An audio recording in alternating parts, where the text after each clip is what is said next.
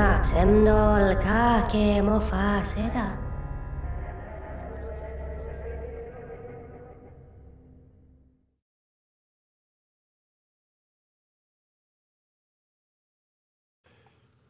Welcome to Talking in Stations, a podcast about EVE Online, recorded live on Twitch on the Imperium News channel. January is a month for big fights in EVE, and this year is no exception. On Tuesday, over 6,000 players piled into one player versus player fight over a Keep Star. That's a citadel inside of EVE Online. We'll talk to some of the FCs and commanders that participated in that fight. We're also a few weeks away from Structures 2.0. This is the first revision of gameplay involving structures since they came out in the Citadel expansion of 2016. We are joined by CCP Fozzie to talk about the coming changes. Stay tuned for the show. Stay tuned for after show, where there will be a Q&A session on Talking in Stations Discord that's open to the public, and he will join us for that. That link will be posted in chat during the show a few times. So today, the Battle of 9TAC4 and Structures 2.0 on Talking in Stations. Let's meet our Talking in Stations crew. Dirk McGurk, how's it going? Hey, what's going on? Good morning, everybody. And joining us again is Keskora from Wormhole Space. Hi, good morning, everybody. All right, and I want to introduce now our key guest, which is CCP Fozzie. I want to introduce him as a game designer for EVE that worked on issues ranging from ship balance to structures and much, much more.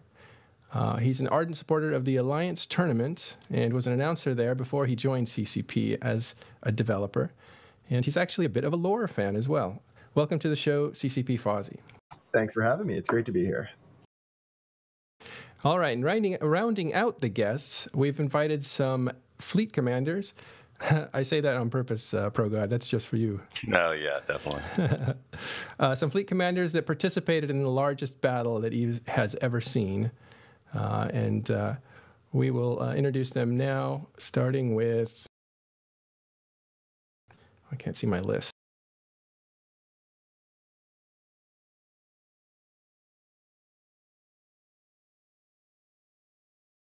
Oh, there it is. It went so well until that. Too many windows open. But let's start with Keisha. Hey guys, I'm Keisha, a 2005 character within one of the oldest active corporations in the game, Akralis Inc., who currently reside in the Bastion Alliance, as well as a long-standing FC for the Imperium for over 8 years. ProGod Legend? ProGod, I'm a test FC, started playing in 2007. Killa B? Hey, I'm Killa B, and I'm an FC in NC Dot. I started playing sometime a couple years ago. Avery Lewis. Hello, I'm in PL in the Hoover Inc. Corporation. I started playing in 2011. And Plex Live. Hey, I'm Plex Live. I'm from Goonswarm Federation in the Terrifying League of Dogfort Corporation. I started back in 2008. I'm also FC for Goonswarm. All right, did I miss anyone? Like I said, it's a big show. Before we start, I want to get a few thoughts from CCP Fozzie, and we'll return to talk to him a lot more when we get into the structures. But Fozzie, what was it like for you to see the build-up to this fight, since it kind of came out of nowhere? It really happened over 1 week. Yeah, so we were keeping an eye on just whenever we see big fights going on, watch some of the earlier fights over the Citadel, the reinforcements and stuff like that on Twitch streams, and then we actually did some special custom node reinforcement to try to make sure that all the staging systems were in good enough shape, as well as just the main system. So we spent the morning of the actual fight before it happened, getting all that ready to go before downtime, and getting it as prepared as possible, of course. Were you guys nervous? Oh yeah, definitely. I mean, you don't know how many people are going to show up to a battle like this. We had a feeling there was a chance of it breaking records.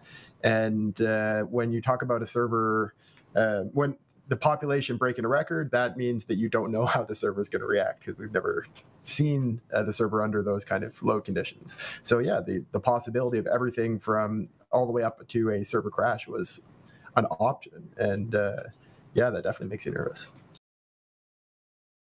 Cool. Well, I think one of the earliest things that started the build-up was, well, actually, we're not going to go back. If you listen to the last two shows, we talk about how this battle actually got started, and Plext actually took us through that. So we'll go ahead and skip that. We want to skip over to the newest developments, which were ProGod's, shit posting himself onto Canadian news, I think is the way he put it, which is pretty awesome. I know we don't need to dwell on this because Open Comms covered it very well, but just tell us a little bit about what happened there.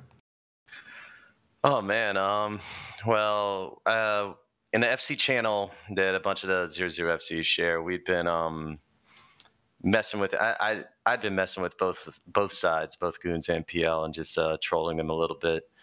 And as the test FCs are talking about it Saturday night, we were talking about, BTEC R, all the big fights that had happened. And some point along the line, it occurred to us, I think I said, or someone said, this could be $1 million battle. And then I realized that's one hell of a headline. So in an effort to kind of troll some people even further, Peanut Smash kind of said, you should make a Reddit post, as I was messing with them. And I was like, you know what, I might. And then, so yeah, Sunday night, I wrote a Reddit post, made it about as sensational as I possibly could. I figured even with the way I wrote it, it maybe had you never know if a Reddit post is going to catch on like that. And I was optimistic 50-50 chance of actually catching on. And it kind of got out of control there. And then it caught on. Yeah, before the fight Tuesday, some dude on Twitter tagged me in a tweet from this guy in Canada who does this esports company. And the tweet said, whoever knows anything about that big Eve fight about to go down, I have a very big media opportunity for them. So naturally I replied to that. And he's like, do you want to go on Canadian BBC? And they talked me into it. And yeah, that's how that happened. So there you are on camera, and you represented the game pretty well. Definitely no trolling on national TV. No, I did. I messaged Falcon right before and said I'd be on my best behavior. So good. Well, it worked. I think there was a lot of people because during this fight, for the poor streamers that crashed, sorry, but they ended up coming to INN where we were streaming live, right, Dirk? Yeah, I mean, we were running, I don't know, maybe 4,000 or 5,000 viewers, which was awfully high, just really for anything. There were some other streamers out there that were also, running in excess of that at the time, but they had issues, I guess, keeping the stream up, which was one of the reasons why on our stream we didn't even try to move the camera. Right, we didn't want to do anything that would make even what looked to be like a static image go off, because then it just would have been kind of talking to a dead screen. Yeah, and the result was, and we pulled in as many friends as we could. So we had Villy, we had Grath, we had Elise, we had a ton of people. We even had Gig X there, which was really awesome. And Falcon joined us, which was great because he could tell us what was going on the other side. So it ended up being a really successful stream on many levels. But we got up to 11,000 viewers peaking at one point, usually between 8,000 and 10,000. By the end of it, and for the channel itself, it was over 100,000 views. To give you an idea of just how big this was, not only for Eve players but people who were curious about Eve. Part of that might have been thanks to ProGod over there. I mean, I'll definitely say this. As much as what people want to make out about the individual words, right, that were in ProGod's posts and what kind of meta he was playing at or whatever, for people outside of Eve, they're not necessarily going to bite on a sort of, vanilla, factually based rundown of what could or could not be, right? They're looking for kind of these stories. And unfortunately or fortunately, depending on how you look at it, that's what grabs attention out in the Reddit world and then ends up catching attention, especially if you get a million reads on it, right? That's what catches attention someplace else. And to some extent, we don't necessarily need people to actually believe what some of these things say for them to, say, let me go check out this Eve Online. Yeah, well, like I said, I wanted to tell a sensational story that would grab people's attention. Although obviously it was very biased, and the perspective was from, I guess, the money badger side for sure. But I mean, all those things did happen. They were characterized in a pretty brutal way, but they did happen.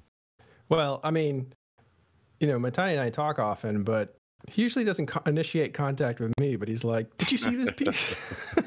Yeah, I heard. Hey, my he's like, mom actually heard about it.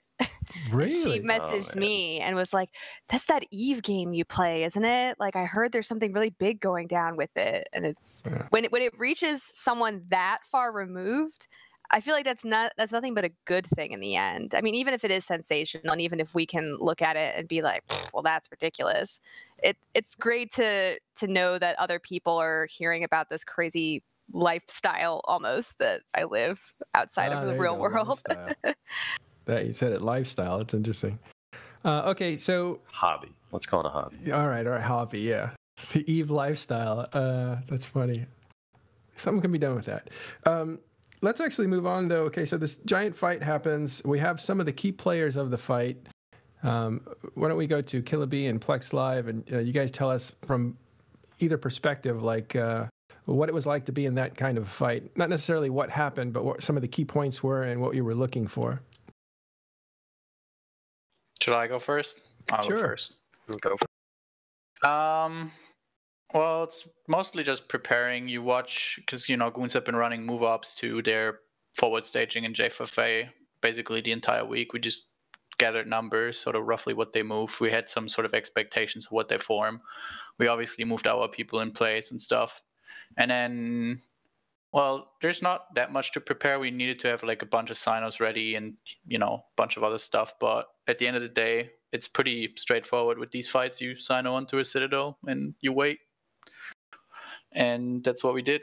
And the numbers were pretty good. I mean, I really was surprised by what NC was able to put on field. We had like 1,100 characters logged in, which is pretty big. Obviously, our allies all formed pretty big as well.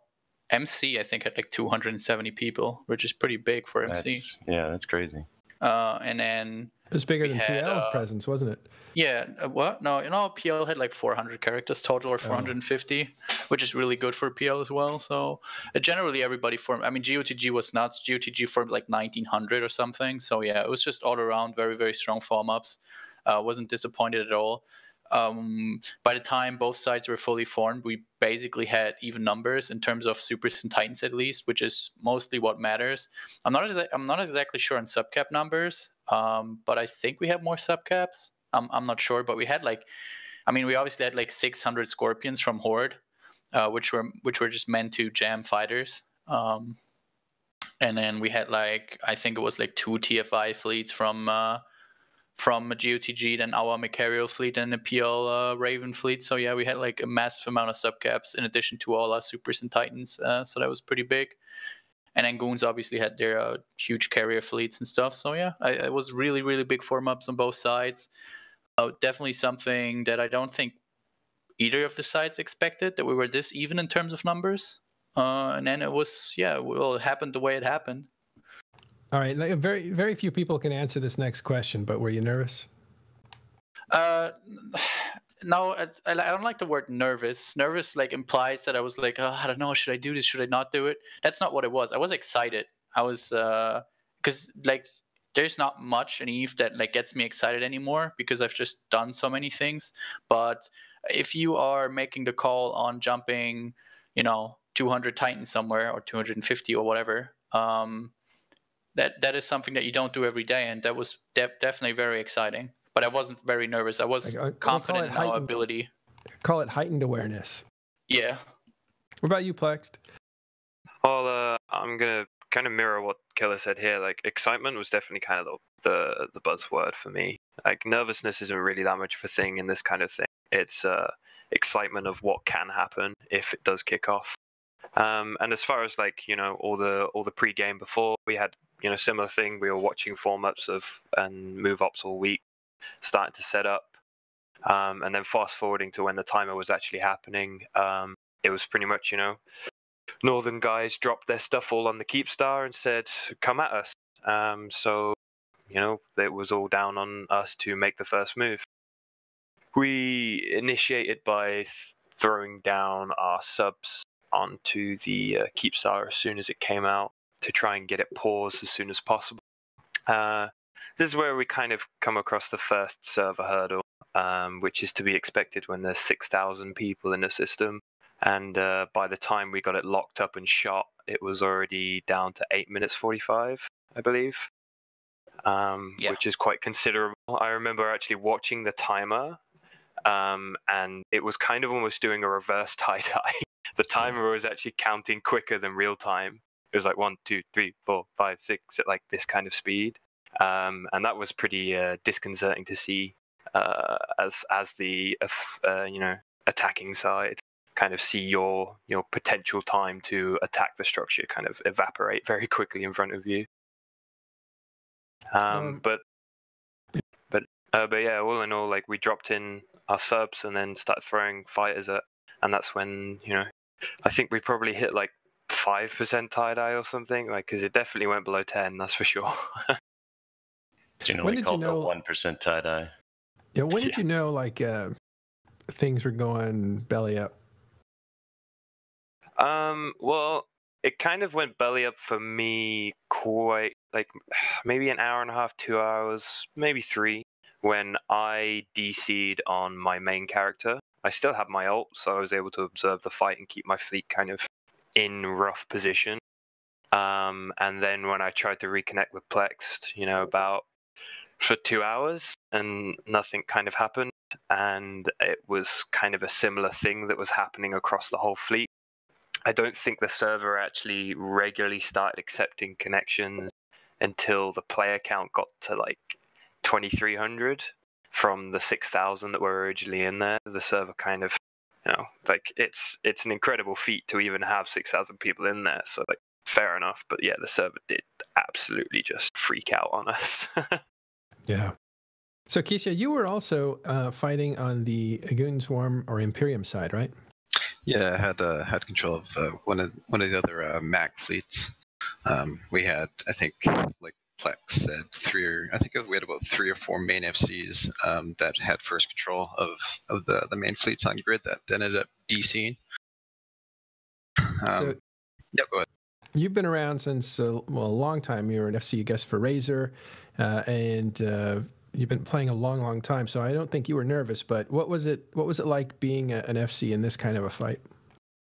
Well, I took the day off, so that cost me about $200 or so. But I didn't want to miss it. I didn't want to get told not to go into BTEC-R like last time. Instead, for BTEC-R we got to fight around the skirting systems, but for this time I wanted to be there for it because I knew it was going to be big, and with all the HERF and blurf, we were going to definitely hit peak numbers. Mm-hmm. But one of the biggest things I noticed when I was because I had my brackets on for the most part, it wasn't terribly terrible until it got until we hit about 3,500 plus. Was every time we came out of a warp on grid, I was looking at the fleet colors, and basically within the purple blob, there was like 10-12 people disconnecting every time we took a fleet warp, and you would notice fleet numbers. Originally, I think we had about 244 when we ended up going to jump in the system, and just every time we engaged or did anything with the fleet as a whole, it would just drop and drop and drop and drop. A quick statistic for like the fleets was, we had about, I think, 293 Macs that were papped or counted. Only 205 made it to the grid or system. Out of the 473 tactical destroyers that we ended up counting on PAPs and whatnot, only 275 made it on grid or did anything of significance. So I mean, that kind of gives you a picture to the hindrance of, I guess, the disconnects. And then the subcat via subcat wasn't too too over the top with kills and whatnot. I did a quick count with what was actually killing things on grid, which was more the supers and titans. The long range titans did about 30 to 35% of kills on the field. Supers coming up with about 30%, and then the rest being Keepstar and whatnot. So that kind of gives you a visual. Yeah, and Killer B, you were very effective with the titans and clearing a lot of the subcaps, right? Yes. Long-range Titan guns are really broken at hitting subcaps at long range, but not broken enough to be nerfed. So I'm pretty happy where they are right now. Which pretty much everything is long range from where those Titans are sitting in the uprights of a Keepstar, right? Yeah. I mean, okay, let's like real talk. At the end, like towards the end of the fight, when all the subcap, like all the Machariel fleets and the Ravens were gone, it was only Jackdaws left, and we were like one-shotting Jackdaws with like XL long-range Titan guns. So yeah, not sure if that's balanced. That's balanced. Well, that's we only jumped in the avatars because the avatar tracking is way better. Like the avatar works way better than the bus. So we only jumped in all the avatars, but that was like 70 or like some shit avatars. So yeah. Plus, you're not going to have like reload issues, which the other ones that actually use charges ended up having the issues. Yeah. I mean, I've been like, so basically I shot 2 Machariels at the start of the fight, and then the rest of the like 5 hours I was reloading because I wanted to swap crystals to like some longer range crystals. So that was a big mistake on my end, but all the Titans that didn't make the mistake of trying to reload their crystals, they were just fragging away basically. One other thing I wanted to note with that came down to, I guess, the last decision before we ended up heading out. The thought of possibly bringing a couple dreads, or not a couple, but bringing in dreads, it was quickly brought up, but squashed immediately because we were doing counts in Jabber to see how many people, because we had a reinforcement fleet coming in, how many people were still in the tunnel from, I guess, getting into the system, and it was up to about, I think, 45 minutes it peaked up to. So I think we were at 8 minutes on the timer. It's just like, well, we're still hitting cap. It's not out of the question. We'll still keep hitting it, but then it's just like, well, to bring dreads in the system, I think there was a 20-minute delay for Cynos to be activated and actually be used, and then 45 minutes to load grid. And with the timer mechanics is how they work in real time. I think it ended up being about 5. We had 5 minutes left. Well, and you can't stretch that over an hour. So that decision wasn't really an option. Yeah, it was also kind of shelved for other reasons due to the fact like we couldn't even reload our sub guns or load fighters into our super carriers once the first wave of fighters was squashed. So like dropping guys in system is just not going to help any of that. Well, I don't. Yeah, I mean, if y'all are worried about server load, I still can't understand why both sides brought so many subcaps. Well, it might be a good time to transition into something that another guest, Avery Lewis, brought up in. Again, if you want to know more about exactly what happened, I recommend Open Comms. Last Friday night went over the events of the fight. We also released a 11-hour podcast with 5 parts that equals the entire broadcast that was live. So you can listen to that if you're on a long trip. So there's different ways. I'm also going to write a battle report that does a lot of the step-by-step of what happened in that fight that'll be released on Monday or Tuesday. So that's where you can figure out like how the battle actually went down. So we're going to move on to talk about something about the server load, and these kinds of things that are related to structures, starting with Avery, who wrote a post that was popularized on Reddit. Avery, what did you write about? Basically, I did a comparison between Dominion and current mechanics. Explained basically the deck is stacked really in favor of defenders right now. And a big reason for that is because the tie-dye timer affects, ships, modules, etc., but the reinforcement timer isn't affected. So basically, tie-dye has always been problematic. It lets other fleets catch up and move more quickly. But when there's one thing in the the system that's actually ignoring the system's rules entirely. The repair mechanic really skews things in a big way. And it's basically like if you're playing a game of chess and one guy has 10 seconds to make his move and hit the clock, the other guy has 10 minutes. And you also have to deal with the fact that every so often someone knocks over all your pieces and you have to set them back up before doing your move. It's like, it gets really hard when you're the guy who has 10 seconds to think. So, it's like I think there are pretty creative strategies on both sides. I mean, one of the things that I think a lot of people noticed was Dancool 1001's idea to, trick some of the Imperium forces into signing in onto the actual Keepstar itself, which was pretty clever. I'm sure the Imperium had some strategies too, but unfortunately, there's just like such a small margin for error for the attackers that, it doesn't really create a fun environment where you're kind of testing skills against each other. Because one side has to attack for like 8 hours in tie-dye, the other side has to defend for 15 minutes. And the way that basically the pause mechanics work, every time you go into another window, the tie-dye, the repair timer on the Citadel moves forward slightly. So, basically, I was just explaining why it wasn't really a great fight because of this decision to make repair timers completely ignore the universe's rules. Since that just came up, and there's a number of questions that have gone out there in the chat, can Fozzie speak to tie-dye, where tie-dye ends, what comes after tie-dye, and why is it not linked to real time in a tie-dye situation?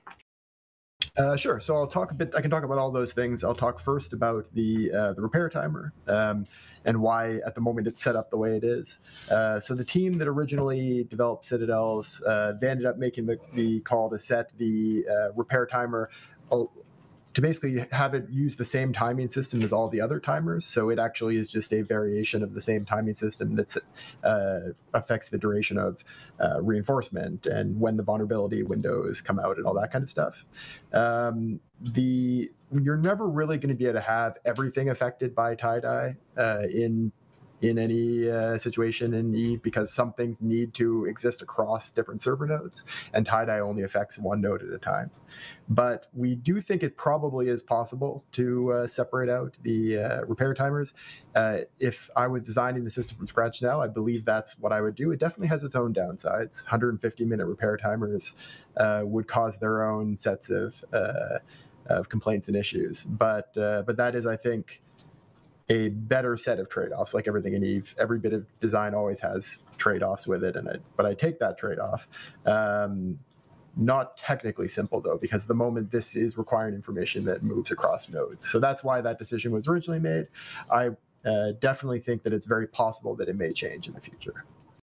The discussion that we've been seeing a bit in the Twitch chat as well about what happens when you're at 10% tie-dye and that still isn't enough for the server to catch up. Often players will refer to that as going below 10%, so like going to 5% or 1% tie-dye, but that's actually not really what's happening. What's happening is you get down to 10%, which is the cap for that slowdown mechanic, and then the server runs into the same problems that it used to run into before tie-dye at earlier levels, where it actually just gets unpredictable in what it does. It'll drop some commands. It basically is just getting behind on its instructions. And so in some ways it acts a bit like, say, 5% tie-dye, but it really isn't as reliable or consistent as 5% tie-dye would be in that case. So it's not quite the same thing. If we ever did, like for instance, if we did dilate the timer, that timer wouldn't dilate more past 10%. Mm-hmm.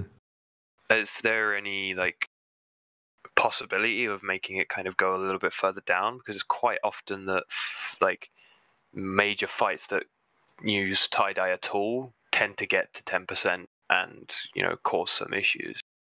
Yep, it is possible, and that is just an attribute that we can set. So we could even allow you to go to 0.0001% tie-dye. However, at that point, fights would just never actually complete before downtime. So there are some extra challenges when you get down to that kind of level. The 10% level was chosen to try to prevent some of the really extreme side effects of having things slow down from getting as crazy.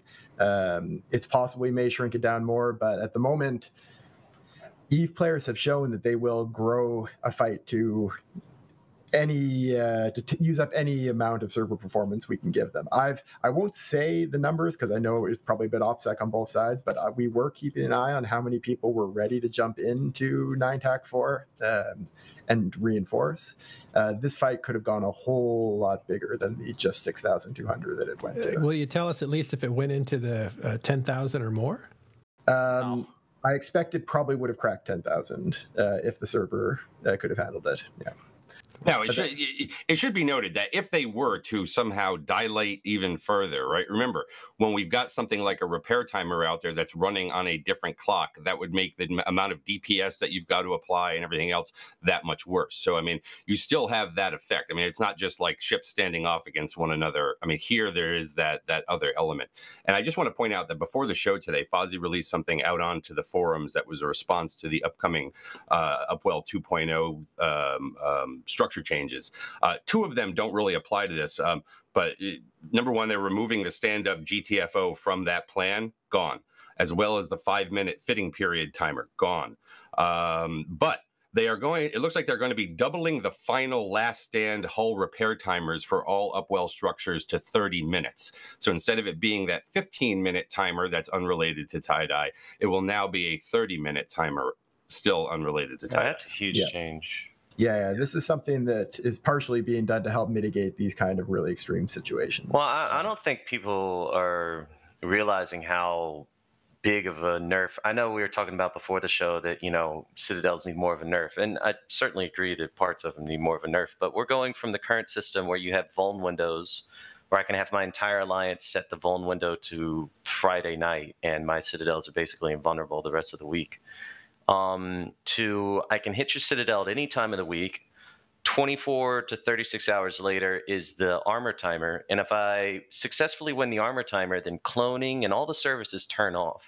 So you could set your final timer to Wednesday, but if I can hit your Citadel every Friday for 2 months at a time and disable it every Saturday, then you're going to have trouble living in that space. And now the whole timer is 30 minutes, so you got to clear my fleet off for 30 minutes unless it's heavy tie-dye. It's a lot of defender advantages are going away on February 13th. Not all of them, Avery, and there's still some that could be talked about there, but it is trending in the right direction.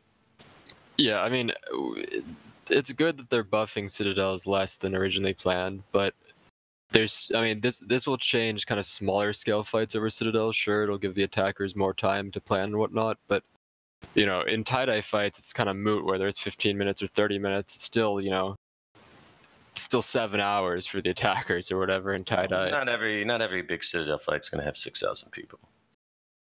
Well, even with 2,500 people, you're still going to be sitting in 10% tie-dye. Yeah. Not necessarily. A good reinforced node with 2,500 you'll have no module activation lag, which is key, and you'll go above 10% at times.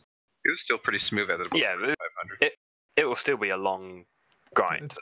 Let's take it's that not in. going to be fun, but Let's take that in for a second. It was still smooth at 3,500 because I remember actually, ProGod, you led us into a fight. It was actually against Goons. Everybody was going to show up. I woke up at 3 in the morning to do it. 3,300 and everything crashed. Yeah. I mean, the game's come a long way. I mean, if you talk to Vince and a couple of other of us who've been playing a long time, the fact that you can put 4,000 people in local and your guns don't get stuck is just a miracle. I don't want to. Those were rough. Yeah, I don't want to use that as an excuse, but the game, in my opinion, is pretty healthy. I mean, there's obviously always room to improve, but it's in a pretty good spot in my opinion. Well, and I do want to say this about 3,500 on the way up was a hell of a lot different than 3,500 on the way down, because I know that when the Aeon fleet from the Imperium jumped in, the system was at about 3,500 on there, coming down from that 6,000 number, right? And I would say probably a good half of that fleet never saw the battlefield. So what it was like at 3,500 as the system was growing, it seems as though once it hit that point and began to break, that it was like damaged forever after. And that may have been because you had so many people who were also trying to relog back in and tying things up.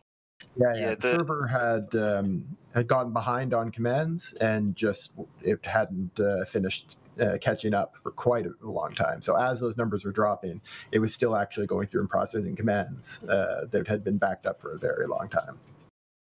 Yeah, I think like people from our side started getting back into the system when it hit about 2200, 2300 again. That's when we all started actually being able to reconnect, which by that time, like the fight was already over. But like going back to the point of like, you know, the health of the servers, stuff like that, it wasn't actually that long ago that we had a fairly decently sized fight back over for the MJY iHub. I think we had maybe 2,000 people fighting in there, 2,500 people, and that fight ran super smooth. Yeah, I mean, go ahead, Manuel. Avery, you go ahead. This is your section. There's not that much. I mean, servers are interesting to talk about, but I think that's a much harder challenge than just changing some of the game mechanics to kind of weigh things more evenly between the two sides. And Fozzie's already talked about changing the repair timer, which is good. You know, I would argue that if the defenders have to actually repair the Citadel themselves instead of having an automated process, that actually makes the fight a lot more interesting. Man, you didn't have to deal with all the complaints from everybody who was repairing stuff in Dominion Soft. That's like Stockholm syndrome. Oh yeah. You want to go back out and start having to rep things. That is. Have you noticed there's a bit of I mean, it's better than sitting tethered on a Fortizar and just waiting. Like you got to remember at one point, like everyone was ready to quit this game unless they got rid of Dominion Soft. Yeah, man. You know? The rose-tinted glasses of Dominion Soft, that's like man, you just miss the torture so much, and you're not quite the same without it. Well, I mean, there is a difference between Dominion sovereignty system and the battle mechanics that occurred, you know, within there. And I just go back to this whole idea of being tethered. I go back to this whole idea of sitting on a structure 1,000 kilometers away and being able to lock another structure, you know, 1,000 kilometers away and send your fighters over there. As opposed to both sides that land on field for a conflict over whatever, not having the tether crutch. What you're not realizing is that allowing people to sit 1,000 kilometers apart and have some what I guess are pseudo fights, not real old school fights, has. In the previous system, two sides would eventually land on grid and fight each other, but more often than not, one side just wouldn't show up. You know, that's the blue balls thing was very bad in Dominion Soft because, and I talked about this a little on the Open Comm show, the spectrum of defender advantages. You know, having too high of a defensive advantage and then having no defender advantage at all. So in Dominion Soft, when you fought on an iHub, if both fleets actually got in system and made it on the iHub grid, once you were on the iHub grid, there was no difference between the attacking fleet and defender fleet. There were no defender advantages. You didn't have Pulses there. You didn't have Citadels. There were just two fleets fighting each other. Which is, you know, it was good and bad. You know, like I said, if people were basically revolting in 2014. I'm sympathetic to the argument that the jump mechanics and force projection were as big of a reason for that as Dominion Soft mechanics. I'd say there was a period before Aegis Soft after the Phoebe patch when coalitions were breaking up and more fights were happening around Dominion Soft mechanics, and not as many people were able to get to them because Phoebe jump mechanics had introduced jump fatigue. That's possible. That was more important than the Dominion Soft mechanics. So you know, we could talk about that. I didn't mind Dominion too much. I mind the force projection more than I mind Dominion. The 3-hour activation on sovereignty blockade units was kind of annoying because it required you to play the game for 4 hours just to attack. And I kind of hated doing that, and a lot of people hated doing that. Defensive SVUs all over the place were pretty frustrating. But let me cut in here. Fozzie, this question's for you. Even as late as the meta show where Matani took some time to rant about FozzieSoft and how everybody hated it, and all these people that say they hate it and all this other stuff. One of the goals of that was to break up fights so that you could have meaningful gameplay in different areas to spread out the mass density on the one hand, and everybody complains about that, and at the same time they complain about not being able to get into the same system. But where does that put you? I mean, so there are definitely plenty of issues with the soft system, and lots of stuff we'd like to change if we ever get time.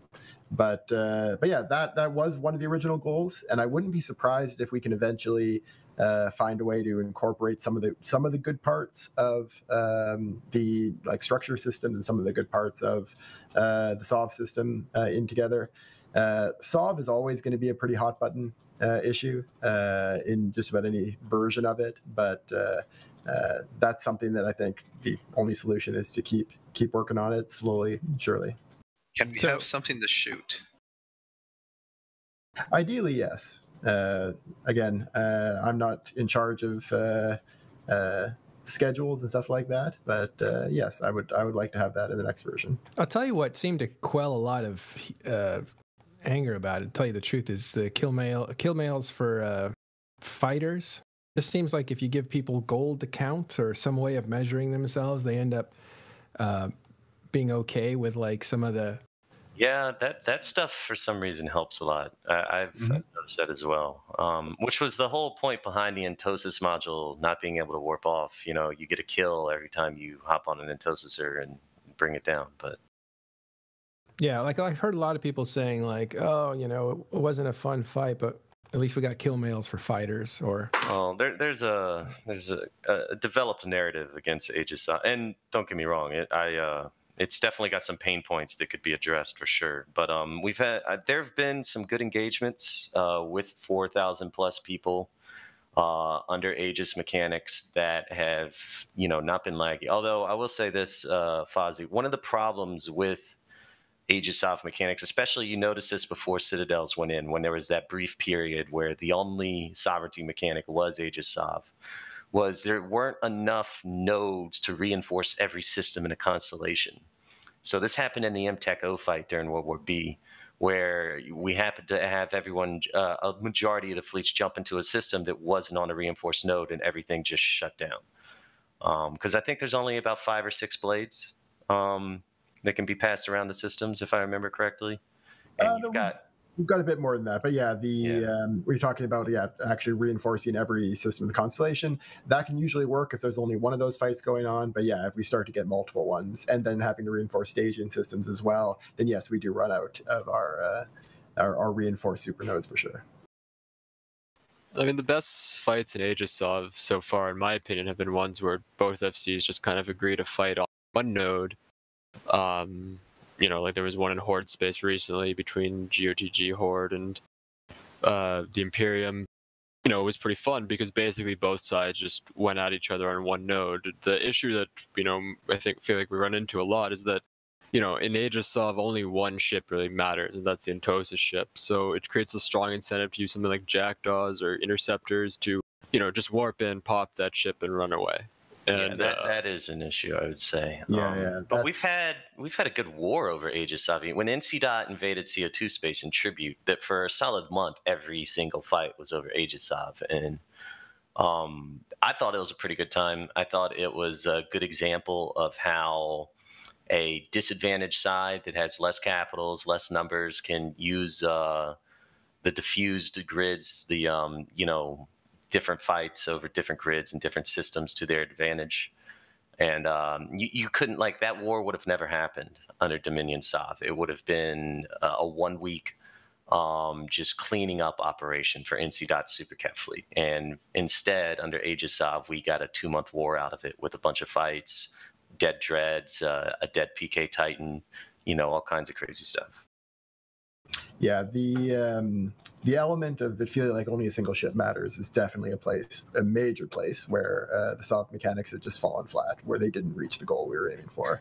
That was the intent behind the design, was to try to replicate essentially just a presence mechanic a king of the hill type mechanic, but without as easily allowing people to warp in and warp out to evade while they're actually active for capturing. So like when they have the module active itself.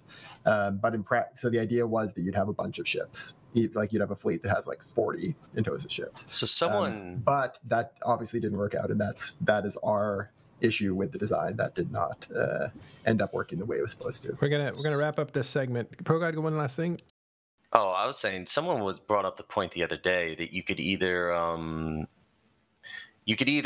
remove the ability to remote rep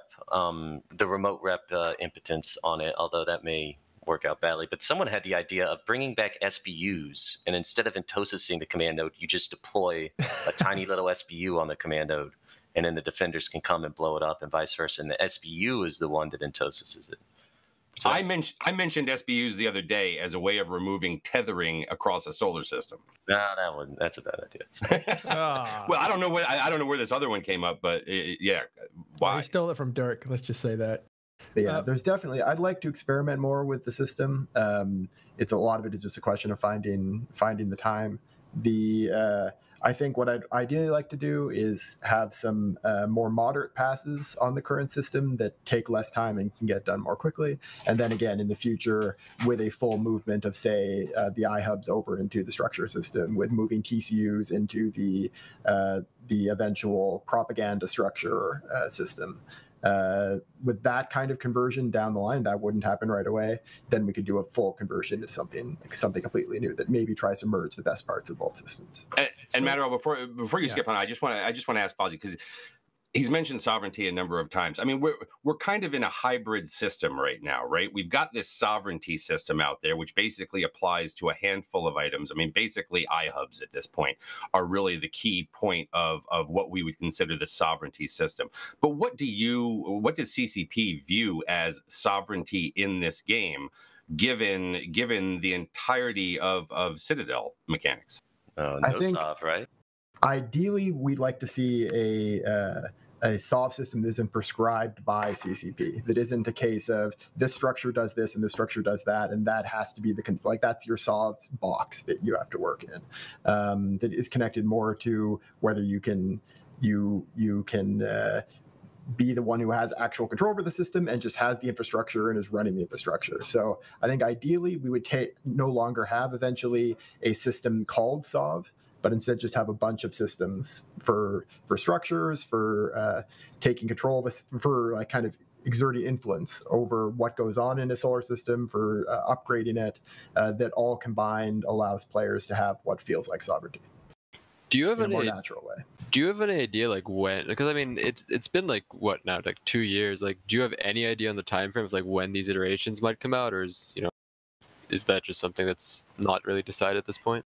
So when I mentioned kind of wanting to do both iterations on the current system and then a full revamp eventually that merges it into the structure system, the merging to the structure system, that I don't really know when that would be. Not anytime all that soon. Definitely not 2018. But the earlier set, something that maybe does some experimenting with the current system, throwing a wrench into things, just kind of fucking shit up for the sake of it and seeing how people react. That's the kind of stuff that I would like to see us do sooner. All right. So, while this big fight was going on, that was involved possibly as many as 10,000 characters on both sides. You still had like another 30,000 people logged in doing what? Do we know what they were doing, Fozzie? All kinds of things. All of the normal stuff. They were running missions and anomalies. They were in wormholes, fighting over a citadel and an eviction. They were fighting in their own separate wars, right? You still have the war going on down in Angel Space at the same time. So there's plenty of other stuff going on all over EVE. I'd just like to put some perspective on it when we think the whole world was in one place fighting. Like there was a whole nother 3 times bigger group of people that were going about their daily EVE business. So this place is a big, big place. Yeah, like no one from that's really important. And like, the reason you're never going to have these kind of tie-dye fights, right? They are a very unique thing in gaming, where you go into something that is more about the feeling of it being epic and consequential and less about the moment-to-moment experience. that's not going to be for everyone. That's for sure. It is a very acquired taste for only a small subset of human beings will ever really enjoy that. Yeah, and we really shouldn't just focus exclusively on sort of the tie-dye aspects of this, but the problem is that when you get coalitions in this game that become the size that they are, have the hardware that they are, eventually they're going to come in contact. And this is the end result of that. And the question is, have we just reached the point now where basically it is stalemate if these two come, into contact, with forces that large? I don't see either of them ever fighting 300 on 300 Titans. I mean, they had the opportunity. The issue is there's no middle ground for us to fight in. Like in the north, like PanFam and Sea, etc. Like Citadel just gives such a huge defender advantage that as we saw in the last fight, like it's almost impossible to assault them. The same applies for like us attacking the Imperium. They have so many keep stars. It's a real small sample size there. We'd be go ahead, and then we're gonna switch. Yeah, we'd be real dumb to throw our Titans on top of that Keepstar grid during the 9-4 fight, because they're perfectly set up to just absolutely zonk us with every single Doomsday they have while we're loading. No, yeah, I mean, that fight in particular, you don't want to do something like that. But I mean, it's hard to say where the game will go a couple of years from now. It's really hard to project it. But at the same time, I'd say the biggest problem with having two Titan fleets that large fight each other is the Phoebe mechanics. In the past, when these big fights went down, they were usually due to a mistake. They were usually spur of the moment, spontaneous. But to get two super fleets that large in range of each other for a spontaneous fight to happen, they have to basically stage within jump range for each other. And once they're staging within jump range of each other, all the fleet commanders for both sides are aware of the risk, and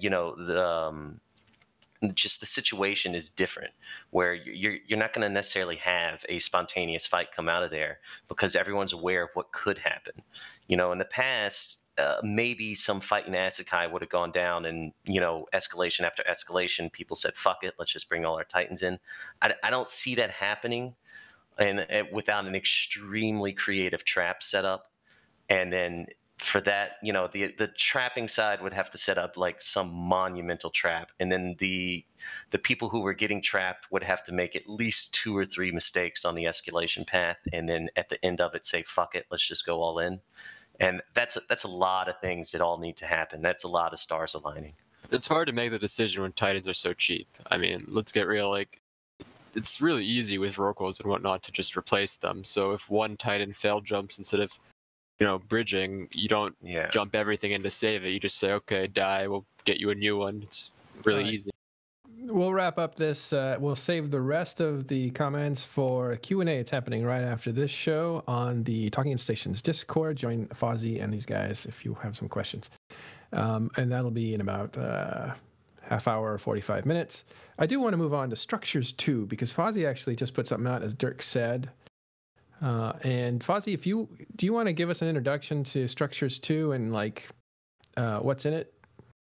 Yeah, sure. So Upwell 2.0 is what we're calling this big pass on structure mechanics that's coming out in February, so just in a couple of weeks now. It is the biggest single set of changes to Upwell structures we've made since the release. And it addresses a lot of the feedback we've been seeing since we introduced them way back in the Citadel expansion.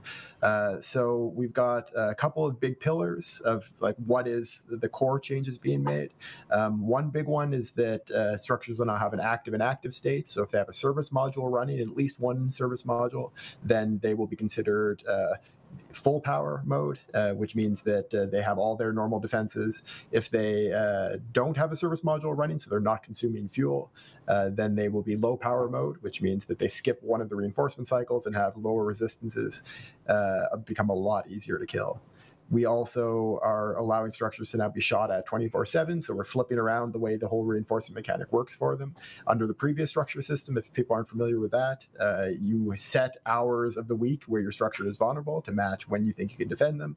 But under the new system, the structure can be attacked at any time, and the owner sets up a time of the day and a day of the week. And the first fight can happen anytime, the first attack on the structure. The second attack happens within 4 hours of the time set by the defender, but on the next day, so the day decided by the attacker, so they can, like ProGod mentioned earlier, set that on a Saturday if they want. And then the final fight happens, again, within 4 hours of the time set by the defender and then on the day set by the defender, so they can know for sure that they'll be able to show up to those. We've also got a bunch of changes to structure modules coming, including the removal of the void bombs, replacing them with a burst projector system similar to what supercarriers use, and a bunch of new module changes and fighter changes. So fighters are getting a lot more powerful. Modules are generally getting a little bit weaker, but are getting Tech 2 versions. And the structure, kind of the balance around structure. Combat is getting a full rebalance there, the whole full revamp. And then the final big pillar is we're enabling moon mining in wormhole space and in some high-sec systems. So people can try out that mechanic there too, which was by far the most requested thing that we've had about structures ever since we announced the moon mining mechanic. Now, I'm just gonna ask because it's gone. I think everybody thought it was gonna be gone, but things like the GTFO module. I mean, do you think that was worthwhile to have put in there, since it really sucked up a lot of the air related to changes that a lot of which I think people do agree with. The invulnerability. Or now the vulnerability of a first timer, you don't have to worry about that. You can go out and attack structures right away. The new vulnerability windows. I mean, these sort of got pushed to the side while everybody, raged over GTFO. Well, you can never entirely predict what people are going to be happy or unhappy about before you announce changes, right? That's why you go through the feedback process. You go through multiple stages of it, and then we saw what people responded to with this blog, and then went to do our best to address the concerns, and we're going to continue to do that over the next couple of weeks. And you have been very responsive, out there on the blog. I mean, this is not the first time that you've responded with kind of, giving a heads up on, hey, we're looking at this sort of a thing. Yeah, we've been, again, doing our best for that. I wouldn't say I regret putting it in there. If knowing hindsight what the feedback would be, I wouldn't put it into the initial blog. But again, you're never going to know what the feedback is until you actually start putting in front of players and finding out. The thing is, you're an ex-EVE player and you're a brilliant guy. So I'm thinking that you guys put like a red herring in every major controversial patch to be able to withdraw something. And that's a good idea. Now we tinfoil hatting. But we're never quite as being an evil genius like that would take a lot of effort. I was more thinking. Was there not CSM feedback enough on that would have made you reluctant to actually throw it out to the broader audience? So the thing about. Well, yeah, go ahead, Francis. So what I'll say is things like this, it's very often that that the concerns that get raised don't come up until you start to put them in front of thousands of people. And then one of those 1,000 people brings up oh, hey, I've got this concern. And other people say, oh, yeah, that's a good idea. I hadn't thought of that. And then it may seem very obvious in hindsight. But yeah, we didn't have concerns from the CSM raised about that, but that's to be expected because, again, it's a small group. They're not going to be able to come up with all the things that thousands of EVE players are going to be able to come up with. So yeah, the CSM feedback is both valuable when we give them stuff early before other players, but then becomes especially valuable once we put stuff in front of the players, because then they can help filter out the feedback coming from the thousands of people and everyone putting their heads together. You also do never hear about the things that the CSM does block, because that stuff never really gets out. I know y'all had limited session time there at the summit, and talking to Sword Dragon and a few of them, they did get a lot of good feedback in on some of those things. Well, we'll have a show on CSM when the summit notes come out. But the thing about the game is, and the reason I pointed out that, this is the biggest battle EVE has ever seen. Oh, and hey, 2/3 of the game we're doing something else. is that not all these changes are just for nullsec players, because we're talking about structure changes, and they fit into other scenarios too, like high sec, low sec, faction war, wormholes. So I kind of feel like a lot of the criticism that has enough passion to show up on Reddit or on notes for talking for INN or wherever else, podcasts even, seem to be kind of a niche inside of EVE itself. Yeah, it's really tough to get a big representative sample of all of EVE. EVE is just such a huge game, and you can play it in so many ways. In a lot of ways, it's like having 24 games stitched together by the same economy, rather than one singular game. So yeah, you always have to try to do your best to address a bunch of different gameplay styles for a lot of different people in a lot of different areas of space. And so you combine a bunch of different methods. We look at feedback from the CSM, we look at feedback from the forums, we look at feedback from shows like yours, but then also we do things like run surveys, which allow us to get a very random sample, and then we can weight that by and look at, hey, for people that play in high sec, for people that only play this many hours a day, for people that do this or that, we can get a good look at how they feel about all these mechanics. And so one of the big things we're doing with Upwell 2.0 to be able to test to see how well the changes have worked out is we ran a survey a couple months ago asking people about structures, about their experience with them, about how they feel about them, what they like, what they don't like, that reached all areas of EVE, high sec, low sec, null sec, wormholes, everybody. And then we're running the same survey after the fact, after we make these changes, and we're going to see how people's opinions have changed, and that can get us access to players that might not post on the forums or vote for the CSM or comment on a show like this.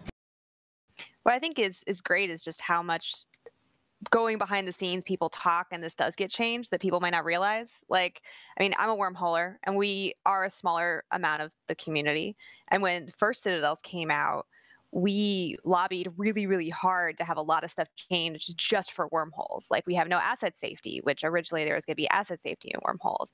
And the timer to have reinforcement, we really, really came hard against that because we were used to pause timers with like a 3-day reinforcement. And a lot of wormholers really spoke out about that. And a lot of CCP devs were really great at willing to talk to us. And we had roundtables on TeamSpeak, and we met with them in small groups, and we talked to them at Vegas and FanFest. And our CSM members were really, really active about talking to them and lobbying for things that really helped us.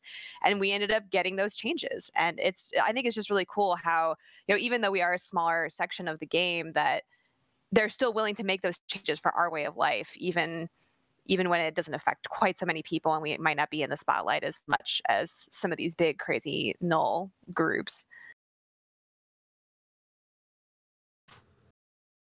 Well, all right, guys. So I'll open it up to FCs. If you guys have some questions about this structures. Sorry, what's the actual patch called? Upwell 2.0 or? Yeah, that's this set of changes. There'll be other things in the February patch. I think we're just going to call it the February 2018 patch or something official.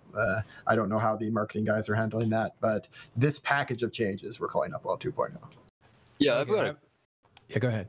I've got a question for you, Fozzie, because you're talking player discussions and stuff. In any of these discussions, has the idea of making Citadels defangable come up? Because I mean, posses, they're kind of a combination of posses and stations, right? And historically, stations didn't have their own defenses. Players had to undock from them to fight. And posses did, but they were defangable because, like for example, with the Keepstar, the PDS system makes like a whole class of ships basically unable to fight on that grid, and there's no counterplay to that, right? That is a good point. Yeah, you kind of stole my thunder. I wanted to hit on that point as well. I think that's what made POS warfare, maybe not exciting for some, but at least you could kind of calculate, hey, I need X amount of dreads for this amount of time. Single siege cycle to actually defang it, so then you can actually bring your subs whatever in to actually contest it. But with Citadels, it's like you can't do anything. It's invulnerable. All you can do is shoot it and hope that you reinforce it within X amount of time. Maybe we could have you can entosis the Keepstar, and if you keep your entosis up, then it turns off. Don't do that. Pappies, get out. Yeah, adding something like that in the future, I think, is definitely a possibility. I think it was originally, so the team that worked on Keepstars or on Structures originally with the Citadel release, they ended up making the call not to put in a mechanic like that, largely because of the fact that they had also made the call to not have automated defenses. I think it would be it'd be interesting to explore having something that maybe is some kind of combination of defanging in some ways, although potentially with some like limited effects instead of full effects, and then combine it with a kind of service disabling option as well.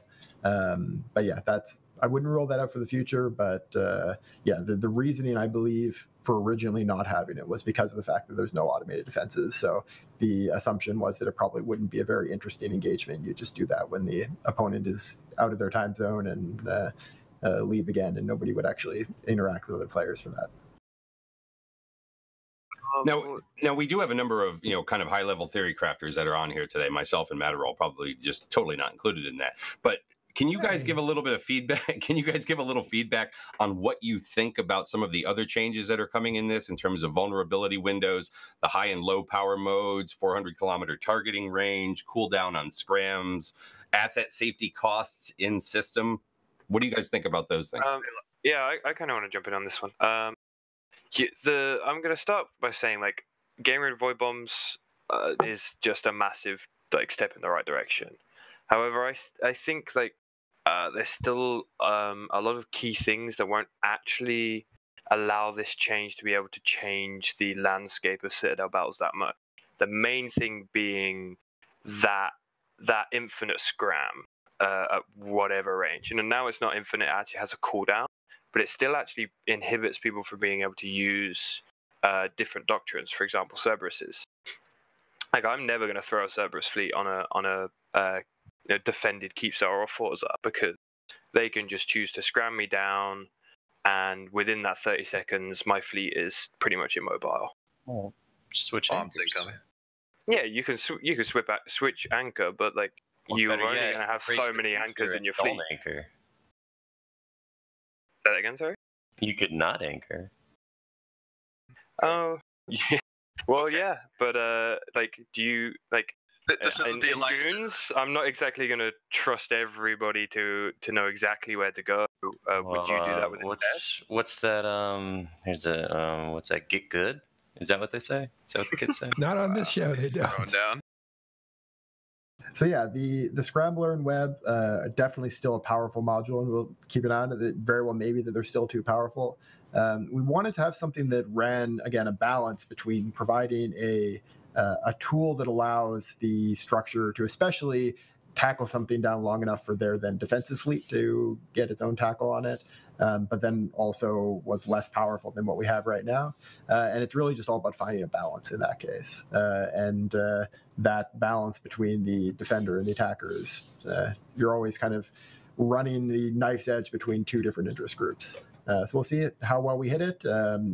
There's a lot of different options. We could we could change those cooldown timers more, or the durations more. We could turn the Scrambler into a standard point, but it doesn't turn off NWDs.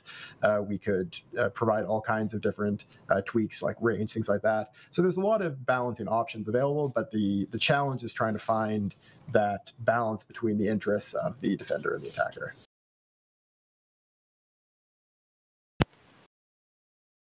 Yeah, I mean, I'll jump in, and I'd say some of the changes are good. The scram nerf is pretty good. There's still a lot of issues with tethering. I mean, you've basically created a system where, like in a Keepstar fight, we could spread out our Titans in a huge radius around the Keepstar, which would let us, get significant advantages in terms of tracking, just basically being able to cover a much wider grid. You're basically creating a situation where people can shoot from inside pos shields and then very quickly get back in. The carrier thing especially I'm confused about, because launching the fighter is considered aggressive action, right? But then you can just abandon them and retether. Is that how the system currently is going to be working? Yes, you'd be able to abandon them and retether unless, of course, you're scrambled. I would say, to Avery's point, that the ability to retether as easily as it is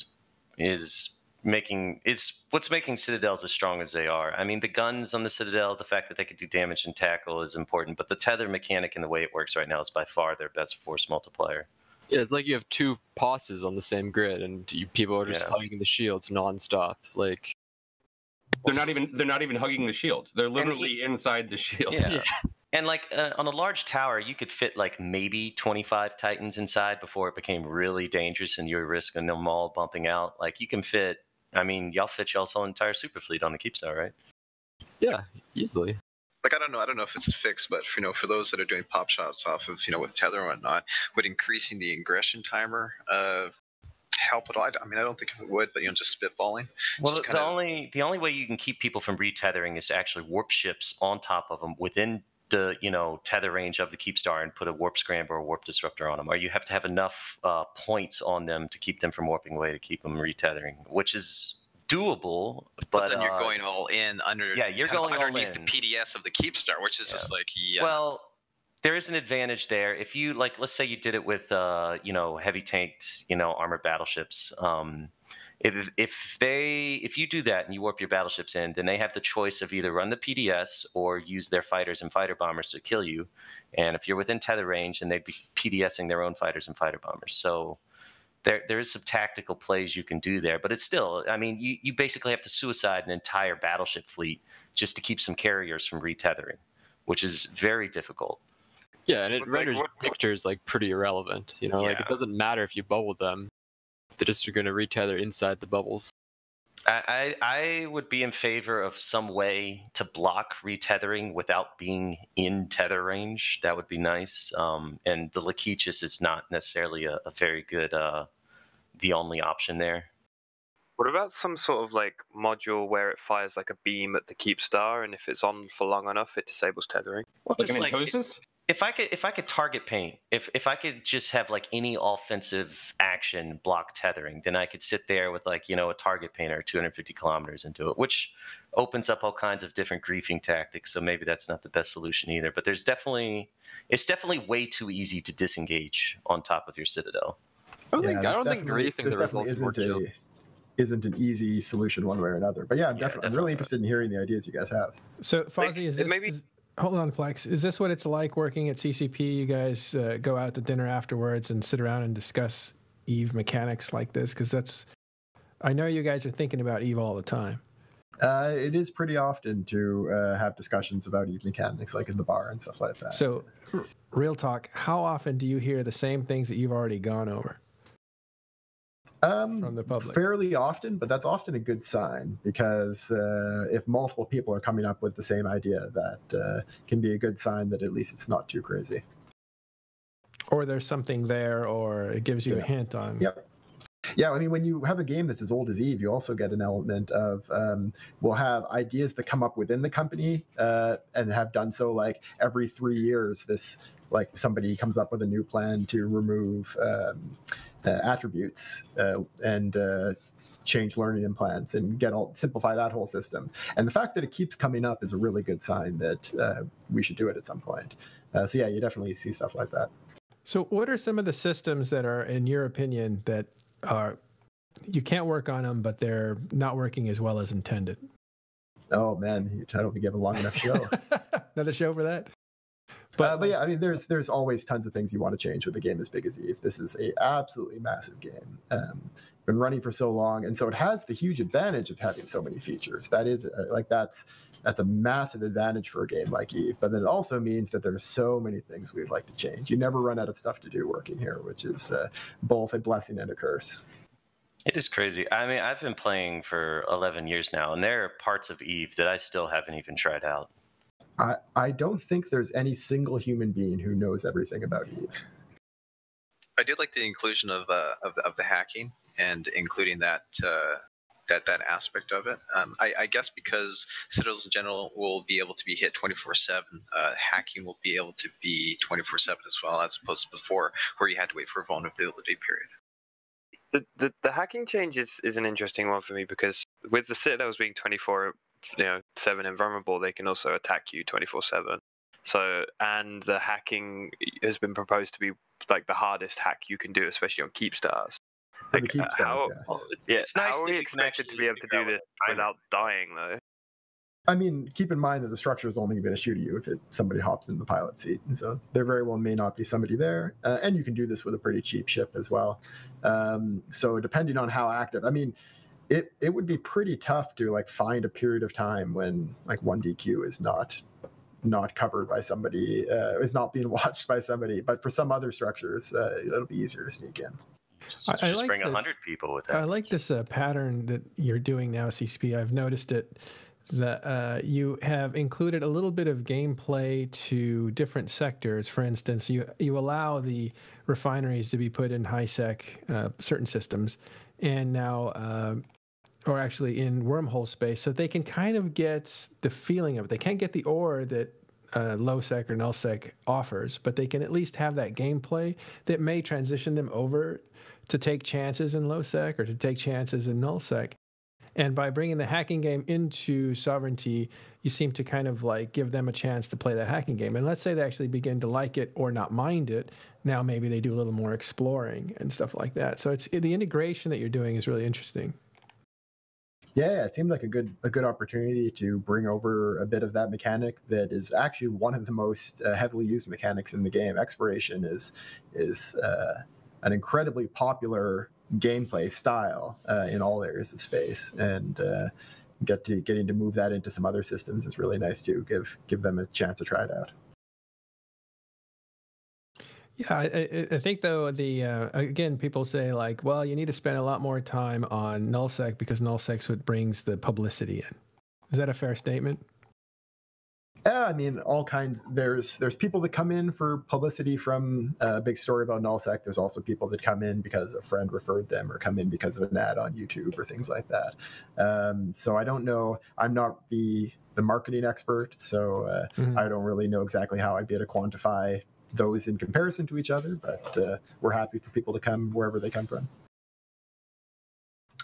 I mean, the nullsec has tended to be kind of one of the big marketing drivers, I would think, because it is almost entirely player driven, right? I mean, the limitations that are in other places until wormholes came in, and then wormholes began to be populated. But those still tend to be lower numbers of players, maybe not as many out there that are talking the way that nullsec players tend to talk in various channels. So I think it ultimately comes down to the big stories about Eve that make news out there are the ones that have a huge player-driven element behind it. Yes, and that is the case, though, in all areas of space, right? We have big player-driven things going on in high sec and in low sec and null sec and wormholes. So that's Eve is what makes Eve unique is the fact that players can get together and do all these creative things, and that's the case no matter what airspace you live in. Kill it. Yeah, so I just want to say I came in because of a YouTube ad and because of the Dominion trailer, and I know that's like not your department, Fozzie, but maybe because you're in the office if people are working on.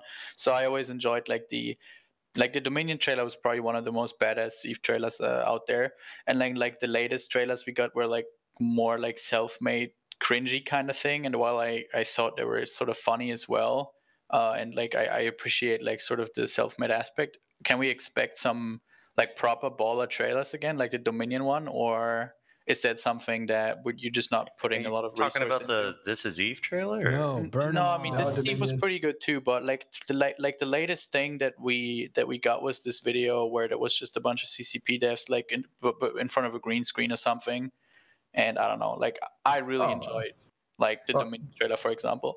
Like devs in front of green screens, those we've always done and we'll always keep doing. Just those are mostly random extra joke stuff done by a separate team than the cinematics guys for the most part.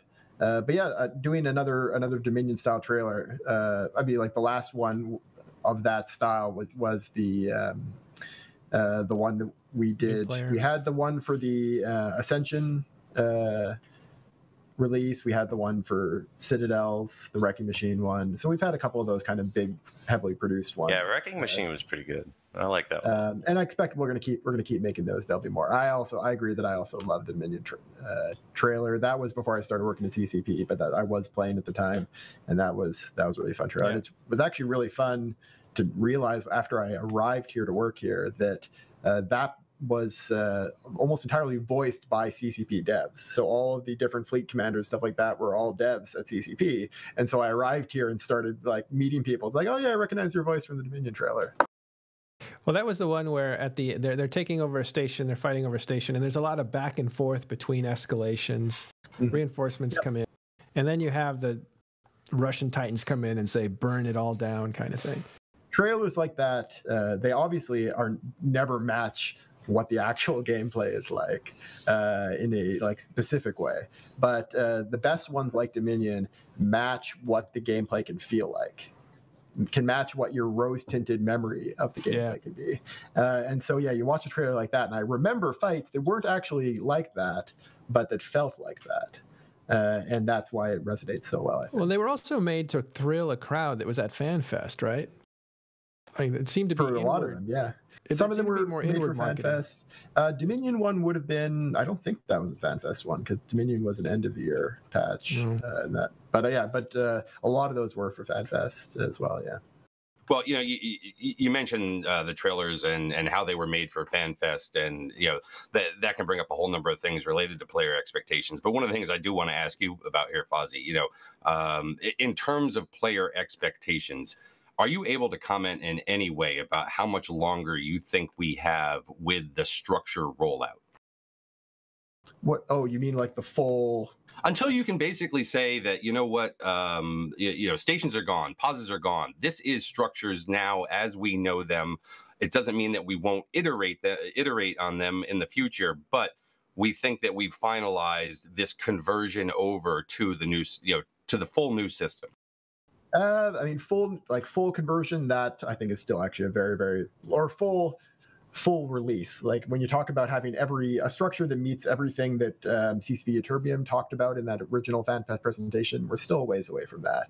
We're getting pretty close though to station to outpost and conquerable station replacement. That's going to be later this year. I think we're getting pretty close to parity with star bases.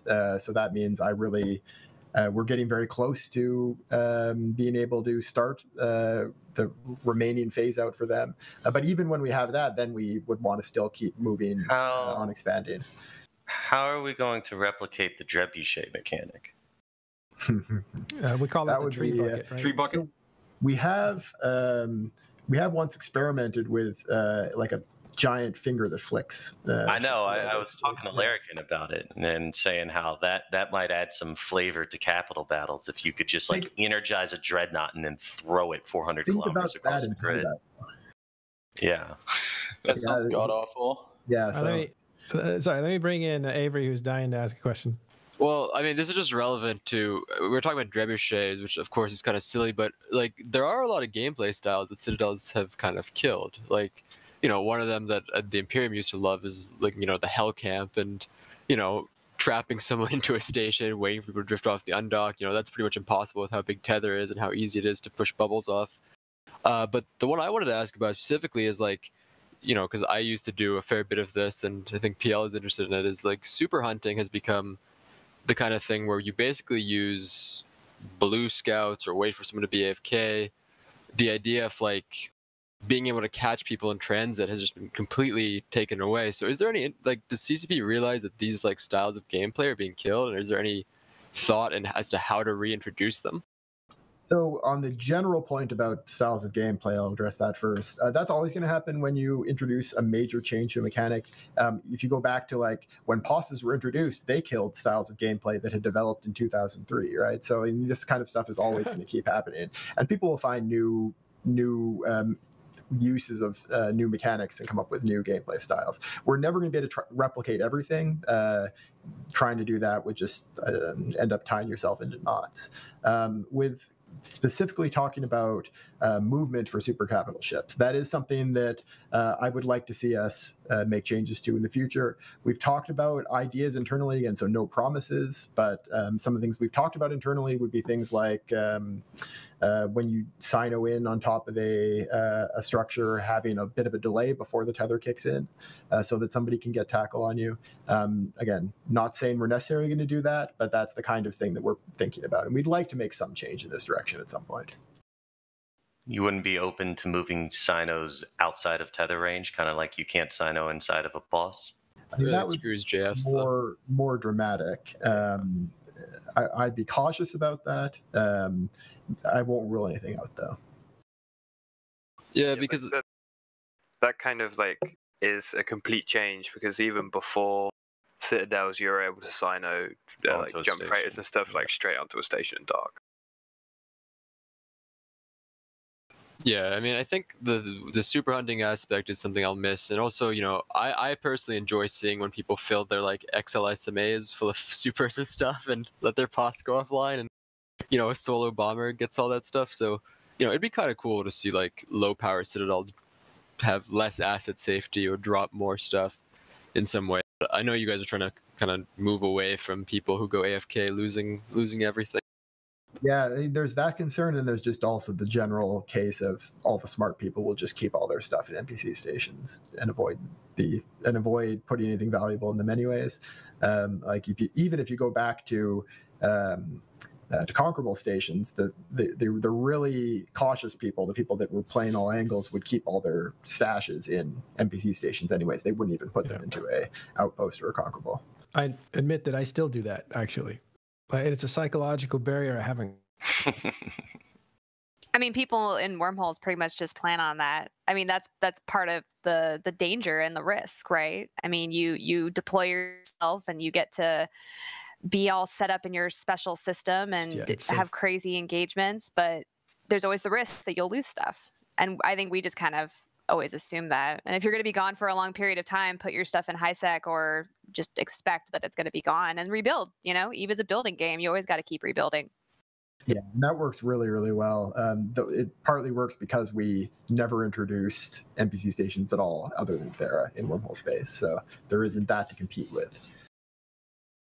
Are you guys going to do, because you talked about pos parity, I just got a quick question for you. Are you going to create anything equivalent to the SMA so I can like repackage my Titan guns more easily? To be able to repackage your Titan guns more easily. Maybe. That's not what we would consider. Like when we talk about pos parity, the remaining big things we're talking about are jump bridges, Sino jammers, Sino beacons. Okay. All right. Remember, we're going to go into Q&A. We're going to go into Q&A right after this show on Talking in Stations Discord. It's open to the public if you want to come in. But if we don't have any more concepts, I did want to say one last thing, only because I froze. My brain froze too, and I forgot what I was going to say. Ooh, someone had a good question there. Shoot it. Are we getting the hack and assault frigate changes on February 13th? I don't know if we're ready to announce the date of those yet, so I won't confirm or deny. I'm not the one in charge of those, so I don't want to step on someone else's toes. Fair enough. Will Tappy start showing up to fights when those come out, Progot? Or? Absolutely. we fight all the time, man. Any more questions for Fozzie? Questions rather than suggestions? We'll get to suggestions. I wouldn't mind knowing when we think passes are going to be completely phased out. See, if I give an estimate there, it's going to come back to haunt me in the future. I know it. My hope is that we can reach parity.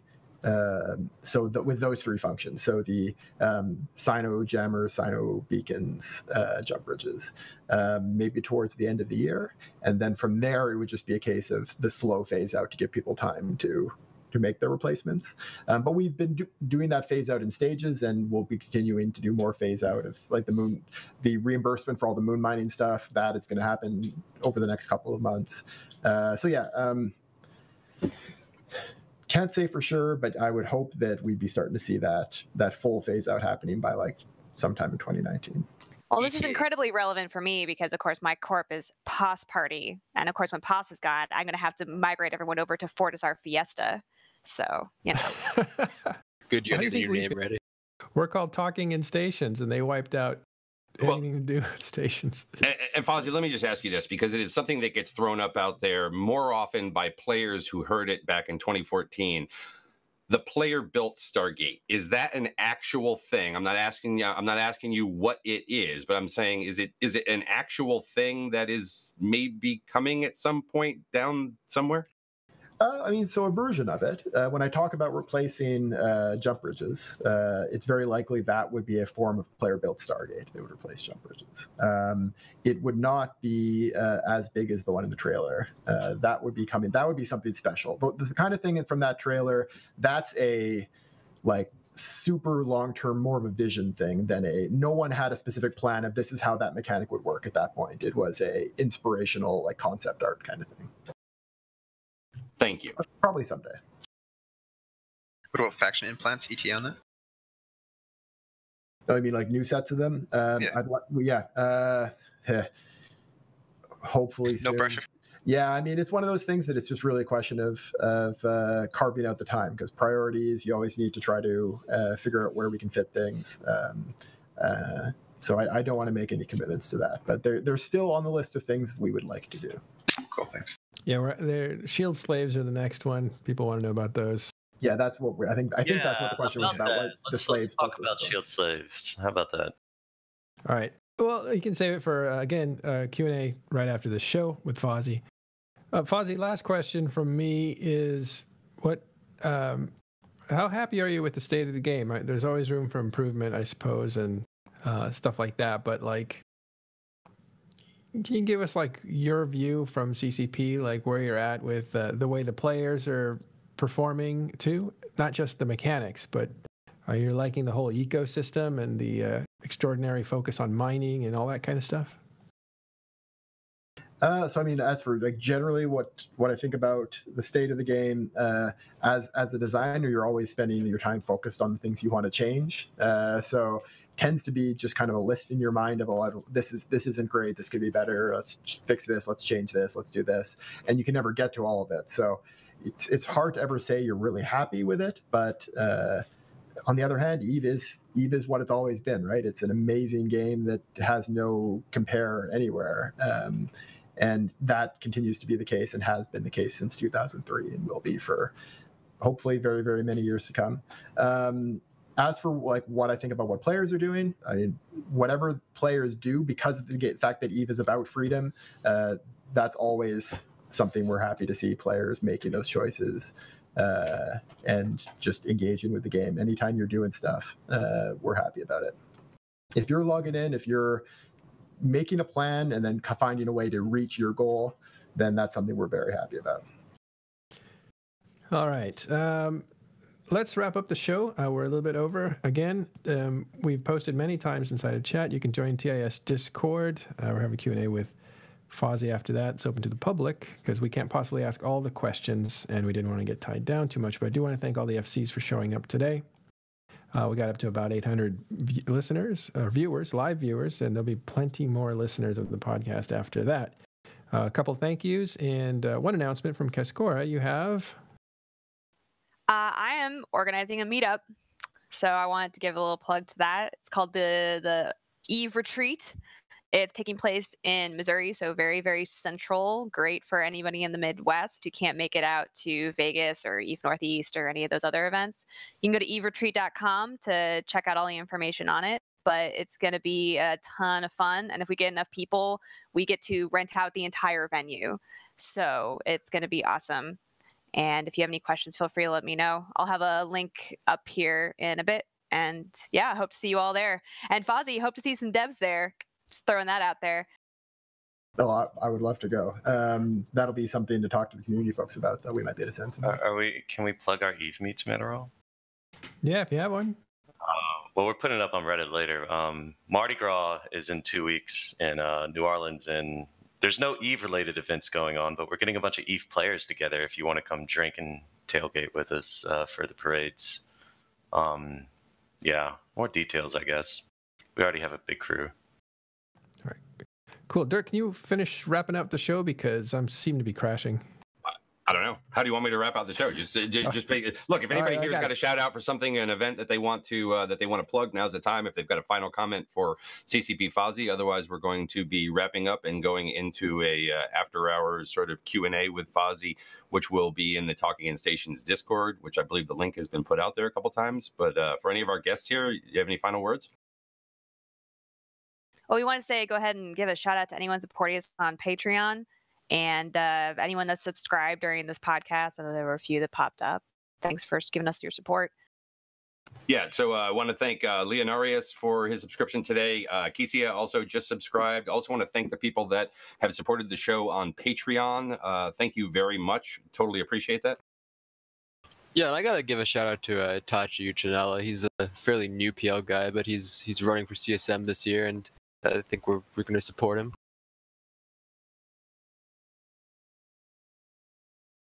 Other than that, thank you very much to all of our guests that were here today. Thank you to CCP Fozzie for coming on in this vortex of things going down with structures and big battles and all of that. Hopefully, we can continue to keep it interesting for him and the staff at CCP. But other than that, thank you everybody for listening to Talking in the Stations today, and see you. Thanks for having me. Let it go. Thanks. Yeah, cheers for having me. Thanks, everyone.